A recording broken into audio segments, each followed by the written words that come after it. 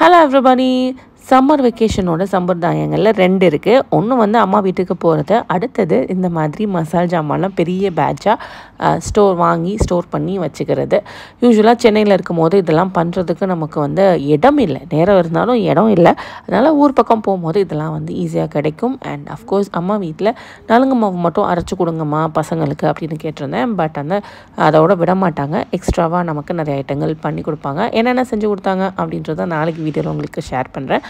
But as of now நலுங்கு மாவு மட்டும் நம்ம வந்து நான் காட்டுறேன் இது என்னென்ன பண்ணியிருக்காங்க. நிறைய ஐட்டங்கள் ஆட் பண்ணியிருந்தாங்க. மோஸ்ட்லி இந்த ரெசிபி எல்லாமே யூஸ்வலாக நாட்டு மருந்து கடையில் கிடைக்கிற கைண்ட் ஆஃப் இன்க்ரீடியன்ஸ் தான். இது எல்லாத்தையும் போட்டு சூப்பராக வாசனையான ஒரு நலுங்கு மாவு.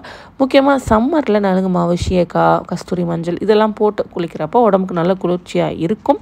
ட்ரை பண்ணாதவங்க ட்ரை பண்ணி பாருங்கள். வீட்டில் பண்ணாட்டி கூட அட்லீஸ்ட் கடையில் வாங்கியாவது செஞ்சு பாருங்கள்.